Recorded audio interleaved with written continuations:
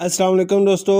आज की कहानी का नाम है वालिदैन की मोहब्बत। अकलौता बेटा अपने बाप को पहली बार ओल्ड एज होम में छोड़कर वापस आ रहा था। दिल बोझल था, मगर बीवी के दबाव ने इसे मजबूर कर दिया था। अभी वो सड़क पर ही था कि अचानक इसकी बीवी का फोन आया। फोन पर बीवी ने सख्त लहजे में कहा, वापस ओल्ड एज होम जाओ और अपने वालिद को अच्छी तरह समझा दो कि अब वो हमारे घर नहीं आएंगे, चाहे सालगिरह हो या कोई और तकरीब, इन्हें वहीं रहना होगा। बेटा दोबारा मुड़ गया। बादल नुख्ता ओल्ड एज होम पहुंचा। जैसे ही अंदर दाखिल हुआ उसने हैरान कौन मंजर देखा। इसका बूढ़ा बाप ओल्ड एज होम के बूढ़े मालिक से नहायत खुशी और मोहब्बत से बातें कर रहा था।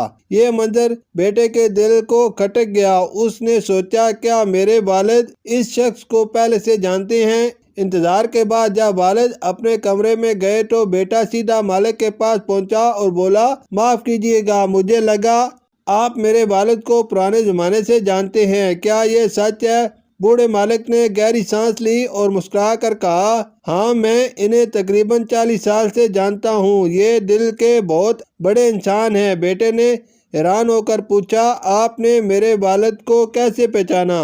मालिक की आंखों में नमी आ गई। वो बोला, 40 साल पहले उन्होंने मेरे यतीम खाने से एक यतीम बच्चे को गोद लिया था, और अगर मेरा अंदाज़ा दुरुस्त है तो वही यतीम बच्चा आज मेरे सामने खड़ा है। ये सुनते ही बेटे की दुनिया हिल गई, आंखों से आंसू बहने लगे। वो बाप के कमरे की तरफ दौड़ा और ज़ारो कतार रोते हुए बाप के पांव पकड़ लिए। अब्बा, मुझे माफ कर दो, मैं 2 दिन की मोहब्बत में 40 साल की मोहब्बत भूल गया। बाप ने भी आंसू बहाए, बेटे को सीने से लगाया और कहा, ए नादान, तुम्हें रोने की जरूरत नहीं, मैं तुम्हें पहले ही माफ कर चुका हूँ। इस लम्हे बेटे ने फैसला किया, अब इसका बाप कभी ओल्ड एज होम में नहीं रहेगा। वो इसे अपने घर ले गया, इज्जत और मोहब्बत के साथ। ये कहानी हमें याद दिलाती है कि वालिदैन की मोहब्बत किसी भी रिश्ते से बढ़कर है। ऐ रब्बे करीम सब की औलाद को नेक हिदायत दे। आमीन सुमा आमीन या रब्बुल आलमीन। शुक्रिया।